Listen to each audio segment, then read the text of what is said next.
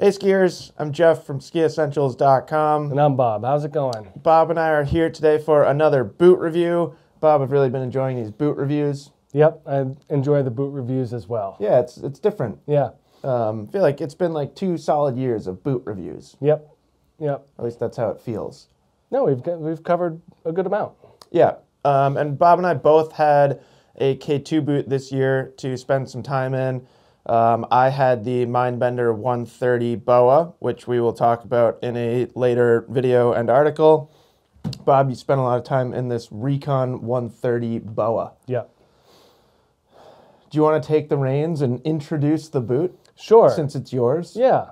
I guess it all started last year when we met for a K2 Media Day, and our rep John had the 120 Recon BOA. Yeah, I forgot about that. And I skied it then, and we had a beautiful powder day that day. I'm sure you remember. And should we pull some clips from that day? Might as well. Sure. Because it's basically the same boot, just a little bit more flexible. Good point. And so moving forward, I really kind of I liked that experience. Wanted to get my hands on a 130 mid-volume BOA boot, and this was kind of at the top of my list based off of that experience. And so basically, I fit really well into a mid-volume 130 flex 27.5. So most of my reviews are in that realm. Yep. And just as our normal boot disclaimer, like, this is my experience in this boot, it will likely not be your experience in this boot. So always take these boot reviews with a grain of salt, that these are very personal experiences with our own feet in these boots. The more and more time we spend assessing boots, at least for me, the more and more I realize how many different variables there are. Yeah. Like, it's not just fit. Right. It's not just the shape of your foot. And I feel like for a long time, that's where my mind was with ski boots. It was like, yeah, they're all going to fit different, but like ankle flexion and just like general skiing technique, like there are performance differences too. And just a side note, I had a comment the other day. Someone was wondering, pairing a boot to like a Salomon Stance 84, and that someone in the shop said that that they needed to get a softer boot for the ski. And I was like, no, it's a lot more specific to the person than the ski. And just even just kind of a fundamental misunderstanding there of how flex lines up with person, I think makes a big difference. So. I mean, I ski not really stiff, but I would say I ski relatively stiff boots, and I also ski very soft skis. Yeah. Like I ski a Reckoner 102 with a 130 flex boot a lot. So that kind of disproves that theory. Right. And like I can ski a 120 or even a 110 flex boot like pretty comfortably. Yeah. And like you seem more comfortable in the stiffer boot. So there's, like you said, a lot of variables involved. Yeah. But that's neither here nor there concerning this boot. We can kind of walk you through just top to bottom of this Recon 130 BOA. The big thing I noticed, first of all, is that the plastic is really stiff and energetic. They use like a thermoplastic polyurethane. It's a TPU.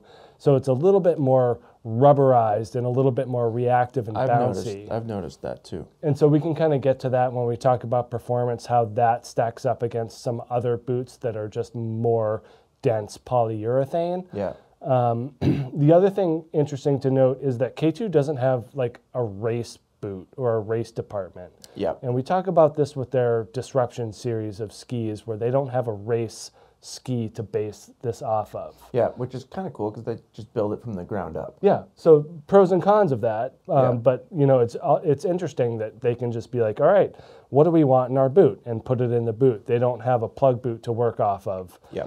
So that kind of gives K2 an interesting stand in the boot world. Perhaps a little more freedom. I would say so. I bet the engineers kind of like having that freedom. Yeah.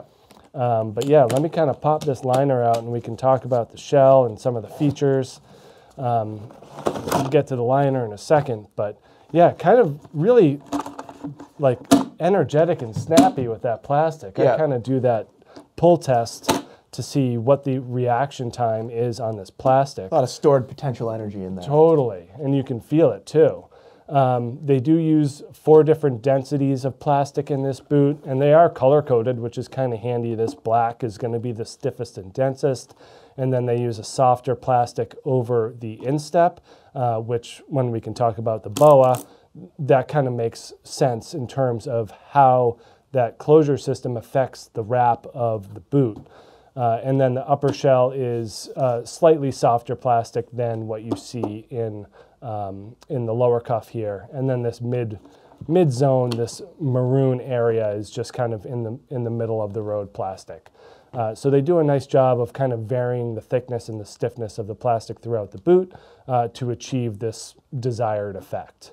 One of the cool things they have here is an adjustable Harshmellow insert. I didn't know if you knew that was the name of that, Jeff. Yeah, I didn't know that was the name, but I have the same thing as in the Mindbender. Yeah, I thought this was really cool, and just people like different ways to customize boots. This is K2's way of customizing the sole. This is the floppy, rubberized one. Yeah. They do make a hard plastic as well, so you can swap it out for a slightly different feel in the heel portion of the boot, which I thought was pretty fun to kind of work through. It's a cool design too, like the honeycomb and how it kind of interlocks. And well-designed boot board. Again, something that you probably won't find in like a plug boot derivative. Totally. The shell is heat moldable. That's kind of what you're getting with that TPU. I did not engage in any shell molding processes because there was frankly just enough room. I don't need to do it. And then the other interesting thing that K2 does with their BOA closure system is they kind of revamp this toe dam. Yeah. We did that Solomon S Pro 120 review, I think that was last spring, probably about this time. And they did not change their toe dam, so just a regular horizontal, normal toe dam. K2 kind of cut it and moved it up so that the overlap is more amenable to kind of handling the pressure of this BOA. Yeah. I never want to talk and twist at the same time because it sounds weird. But anyway, the basic principle here is that you're able to get more of this front overlap wrapping with the BOA closure system versus if they just kept a regular toe dam. So that's kind of a benefit that the K2 BOA system has, is that they went through this process of getting the toe dam altered a little bit. And I know that K2 is very proud of that. Yeah. And I know that you also, if you were a 4-buckle person, you like having that toe buckle tight. So for someone like you, the toe. Yes. Yeah. Like I don't care about the toe buckle, but like toe, you like that. Yeah, I don't know why. And so like that for skiers that like that tighter toe buckle, that's a nice feature for that. Instead of rivets, here's another kind of interesting part.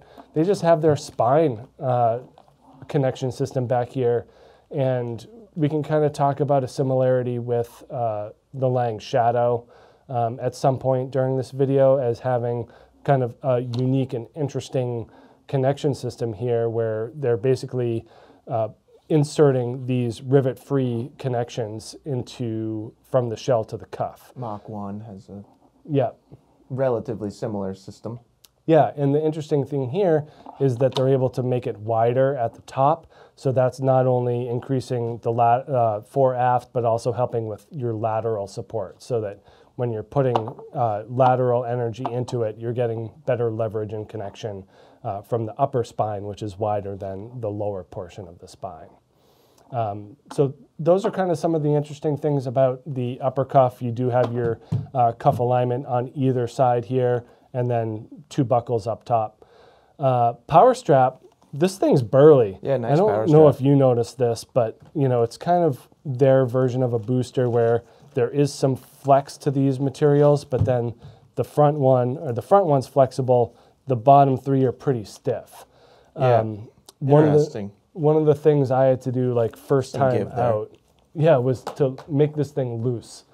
I think my initial thing to do is to just cinch the top of the boot up tight, but definitely learned that was not the way to go with this boot because it is very stiff and it does feel like the throat of the boot comes up pretty high.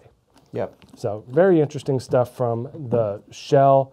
And then the liner, pretty comfy. They use their Ultralon foam, which is a heat moldable foam. It is kind of pre-molded in the ankle area, and just a nice heel pocket in this boot. So you can heat mold this for sure. These ankle pockets are heat moldable. Again, I chose not to do it. My foot fit fine in here, so it doesn't feel like a liner that needs to be molded right off the bat. Thinking back to like the Atomic, that Hawx Ultra XTD, like that Mimic liner, like 100% you need to mold that. Yeah. But yeah, this is kind of one of those liners that the heat of your foot and skiing should get the job done. Yeah, and I mean it does have a pretty aggressive pre-mold. Yep. So if your ankles don't line up with these specific holes, that's another reason to do it. Pretty aggressive spoiler on the back. I did feel that the stance was a little bit upright just upon initial impression. They do state a 12-degree forward lean, but it felt pretty flat on the foot. So by adding the spoiler, and I put in a small heel lift in here as well, that got me in the right position. So it wasn't an out-of-the-box, like perfect stance. I did need to tweak it a little bit.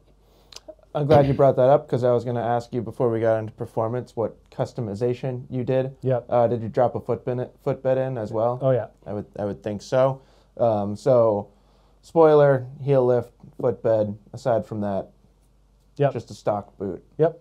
Are you ready to talk performance? One more thing about the liner. Sure. Is this upper part, which has the stiffer plastic on it. Yep. We see that in a lot of boots, especially in that 130 flex level, where this helps kind of bring that. Become standard now. It has, and just a stiff tongue. Yeah. Like these are things that you don't really think about, and then you get in it and you're like, oh, I was kind of expecting something to be a little bit softer, but yeah, certainly helps with the stiffness and precision of the boot.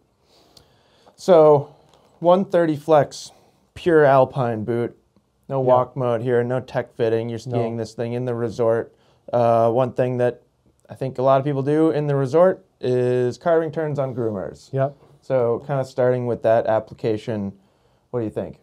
I'll bring up the shadow again here as kind of a good comparison, where we feel like the precision and the power comes from the top of the boot, as opposed to a more plug-oriented boot that just has the stability to kind of cruise through and power through. You get a lot of reactivity. I found this to be more willing to make shorter, medium, energetic turns versus longer, drawn-out carves. Yeah, partly because of that snap-back reactive energy. Yeah. That makes a lot of sense. Yeah, it's not quite, it is kind of constantly giving you feedback. Yeah.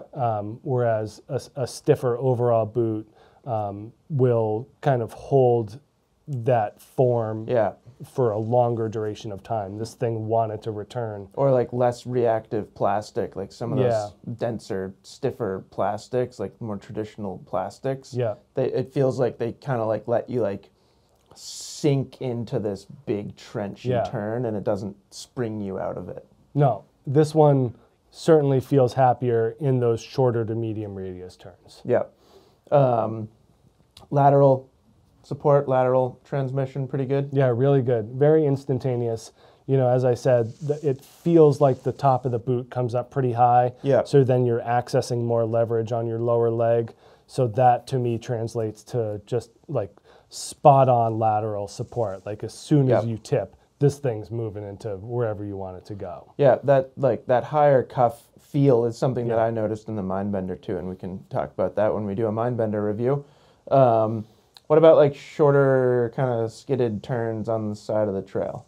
Super easy. Like that's where I really like this boot, was kind of making those shorter medium radius turns. Like you don't have to be like fully driving the boot in order to get it to hook in. You know, it does have, kind of like that shadow, that more accessible power band and easier to access range, which was pretty interesting. So to me, it sounds like this to you feels more like an all-mountain resort boot rather than a race boot. Yeah, and well, that's not true. I did the ski bum race without poles Yeah, on an atomic bent 100. So I did put it in the race course. I don't know that counts. Technically, but you know, no, it doesn't. I would much rather be on, you know, a heavier, sturdier boot that does have that race mold feel to it. Yeah, and I have some questions, so we don't have to get too far ahead of ourselves in terms of boot comparisons. Anything else you want to say about like just kind of on-piste performance? Because I feel like that's really important for a boot like this, the Recon 130. It's good. It's not top of the line. Sure. You can tell that there's that lack of race influence. Yeah, there. for like pure power transfer and stuff like that. Yeah, which I think makes sense. Yeah. But like again, the reactiveness of it, how good it feels, kind of skiing more of an upright stance. I would think, you know, making shorter turns, even those like shorter to medium radius carves, you generally have a little bit more of an upright body position. Yeah, totally. How much did you take this thing off piste? I mean, like, quite a bit actually. So, like, I skied them during our ski test, which was powder day after powder day. Yeah, it was 3 snow days in a row. Yep. So I spent 3 full days, like monster days, you know, 20,000+ vertical feet of fresh, soft snow, and so there were no groomers to be had those days. So it was woods, bumps, you know, soft trails. Yeah, even on trail, it was more like you were off piste, even though you were technically not. Yeah, so I was pretty impressed with the support that it got, and like for the most part, I wasn't even skiing with poles. So I was just filming people on these boots, and as you well know, it requires more body movement, especially if you're in the woods and in snow. A lot more foot steering. Like, think about skiing without poles. You're using your poles for your timing, you know, for your balance. So without those poles in these boots, I felt like they held my feet in really, really well. So it was you know, it's kind of a unconventional test, but I was impressed. It's a cool test though, and there's a lot that can like apply to. Yeah. Yeah, I feel like, I mean, just everything that you're saying, it seems like this would be, for someone like yourself, a pretty darn good boot in the moguls, in the trees, everything like that. Yeah, I mean, really mobile, easy to use, like relatively light. You know, they kind of have a clunky look to them. I think a lot of the boots with Mindbenders do too. Yeah, and I think the BOA has a lot to do with it. Yeah. But they don't looks big. Yeah, they don't look sleek. No. But the reality is different from the visual application. So yeah, like this boot next to that Atomic I have. Yeah. Like the Atomic looks like it wouldn't even get on your foot. Right. Because it's so kind of narrow. And yeah, but that's just the appearance. The reality is different. So kind of some performance generalizations here. Would you say this is a really good boot for an aggressive skier where they ski the whole mountain, but carving isn't the #1 priority for them? I'd say so. You know, and it's funny because we were talking about this earlier, like where does this boot line up in K2's catalog per ski? Yes. And it lines up with the Disruption 82 Ti, which is interesting. You know, but I think it's a lot more mind-bending. I'm glad you said that. I agree 100%. Yeah. Where like the Mindbender boot has the same name as the Mindbender skis, but I feel like the Recon is a better match to specifically Mindbender TI models. Yeah. So like 89 Ti, 99 Ti. I feel like this boot is a really, really good match for that type of ski and that type of skier. Yeah. And there are a lot of that type of skier out there. You know, like enforcer skiers. Right. This is basically like, that's the same theme. Yep.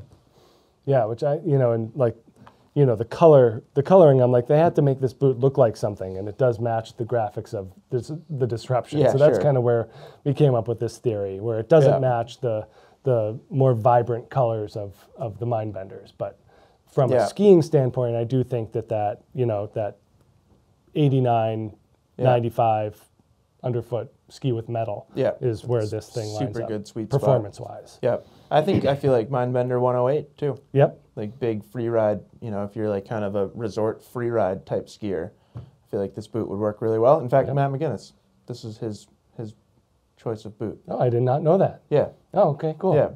He was really excited. Nice. Like, this is what we're working on this week. Yeah, and that basically perfectly describes him. I assume he has a touring boot too, but he spends a lot of time in resort freeride settings. Sure. Formally. Yeah. As a freeride coach, he's formally in a freeride venue. Yeah. Anything else you want to say, or do you want to get to questions? We can get to questions. Do some of your questions talk about BOA at all? Yeah. Okay. Yeah. I'll wait for your BOA question. All right. So, as has become kind of theme here, I prepared some questions. This first one's a big one, and I feel like we covered a lot of it. But here are some other boots that you spend a time in. Kesley K130P. I think you spend a lot of time in that one. Yeah, that's the majority. Dalbello Veloce 130. That's a recent acquisition. Lang Shadow 130. Yeah, that's an early season acquisition. Lang RS 130. Got that last year, loved it. Solomon S Pro 120 BOA. That was a spring acquisition last year, so. But am I correct that you have spent considerable amounts of time in all of those boots? Yes. How does the fit of this boot being the same stated last compared to those other 5 mid-volume boots? Quick caveat, the Shadow is a low volume. Thank you. Okay. I didn't realize that you had a Shadow LV. Yes, I do. You told me yesterday all those boots were 100. I apologize for my mistake. I think that this Recon 130 and the Veloce are the most similar in fit. Yep. The Lang shell is pretty close, but the Lang liner is very stuffed. So the RS. The RS, Yep. yeah. So that is a little bit different. You know, shell is similar, but the liners is quite different. What about S Pro 120? That is the roomiest of the shells. Okay. The liner, I don't know if you remember, the liner has like this band that goes over it. Yep. And I had to cut that thing out because it was like Squishing. it was crushing me. Yep. But other than that S Pro I think is the roomiest. Okay, so the Shadow was a little bit of a bust there because it's not the stated 100 millimeter last.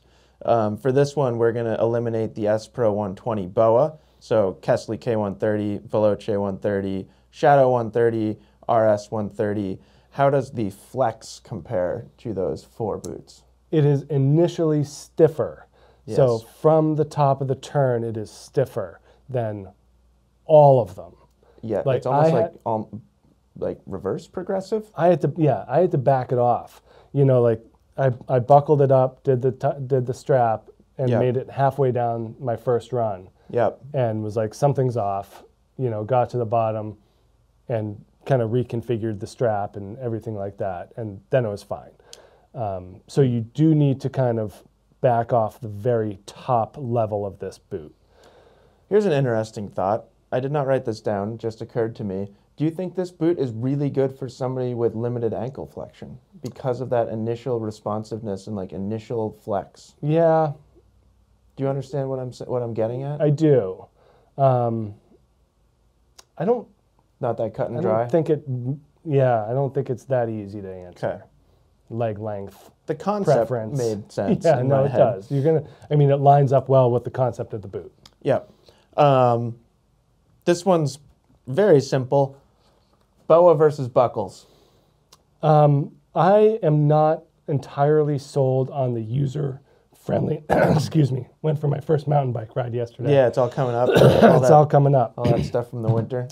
I'm not sold on the user-friendliness. The two You've said that before. The 2 BOA boots that I own, they are not the easiest to get into and out of. That's my next question. Okay. So like I have a high instep, so I really need to like open the throat of the boot in order to get in. Yep. What I have to do is physically unwind the cable. Oh, interesting. In order to open this thing up enough to get in there. to get in there. Huh. And I do that on both this and the Solomon. Yep. So it's a lot easier to get into my Lang RS130, the Kesley, the Dalbello there. Those are, with the buckles, are easier to get into.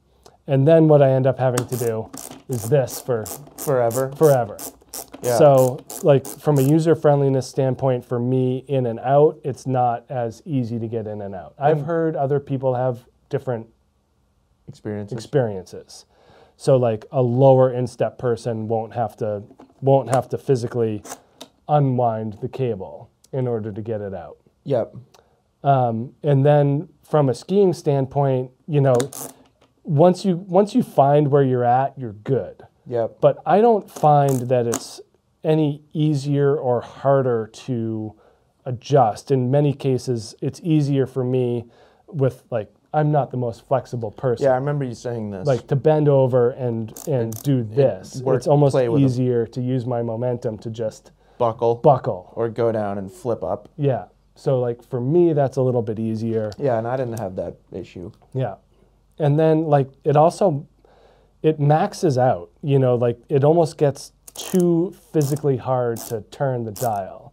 Yeah, and like it's maybe not as tight as you would want it. Right. And I don't know if you experienced this, but our colleague Marcus, who has a low instep and a long foot, yep, he has your atomic, and he's cranking. Yeah, he's done. He's found the limit of it. I think like all of my boots are just so small compared to my feet that I will never find that as a problem. I'd have to go back to a 25. Yeah.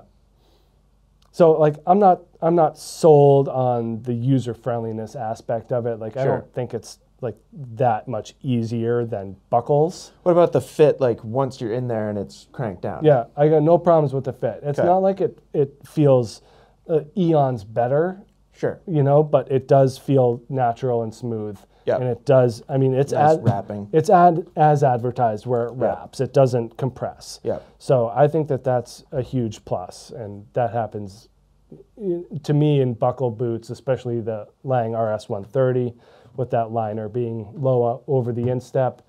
Like that to me would be a good BOA boot. Like an RS 130 BOA would work well for me. Interesting. Yeah. I wrote this down. I feel like you've already kind of said some of these things, but is there anything that you could point to that you think could be improved? The graphics. Sure, I agree. I think this is not a very attractive boot. I agree. And the good news is for 2025, they have changed the graphics. Yeah, and good point. So I'm like going to title this video 24-25 because the only thing that changes for next year, as far as I know, is just color. Yeah. So like that, you know, just from an aesthetic standpoint, it'd be nice because K2 makes really good looking boots. Yep. Like they have some colorways that look awesome. I mean that Mindbender I have. You want to grab it? It's right there. Sure. Yeah, that's a lot less offensive. I think that's it. Yeah, it's a nice looking boot. Yeah. Yeah. So that's one, and then I think that's about it. You know, the ease of entry, it's not their fault. That would be the other big one. But other than that, well, whose fault is it? I don't even know. It's not my fault. No, it's not your fault. It's my fat foot's fault. Well, that's really. fair. But you and K2 share responsibility. We do. Yeah. But that's about it. You know, if it was easier to get into, I might reach for it a little bit more. Yep. That's all I got. Okay. Do you feel like we missed anything? I hope not. Yeah. It seemed like a pretty comprehensive overview of the boot. Yeah, kind of middle of the road fit. Yep. Among mid-volume 100 last boots. Yep. Very reactive flex pattern. Yeah. Kind of its own little like sweet spot for skiing style. Shorter turns, snappier responsiveness, precision. Yeah, and I think my big advice would be don't crank the top. You know, I'm pretty much on first buckle on top. Yeah. Both buckles, which is kind of where I like to be, just allowing to. Yeah, I assume you're keeping this buckle quite tight. No, I mean, my lower leg is. I've got some thickness there, so it's not like. No, it's not. 2 inches in so my diameter. No, my leg and my foot fill this boot up pretty well. I don't have to rely on the buckles to do that lifting for me. Okay. Yeah, it's pretty much on relatively loose. Cool. So, yeah, that's it. That's the K2 Recon 130 BOA. back again for 2025 with a new look, same performance. Yep. Awesome boot. So let us know if you have any questions, and we will talk to you soon. Bye.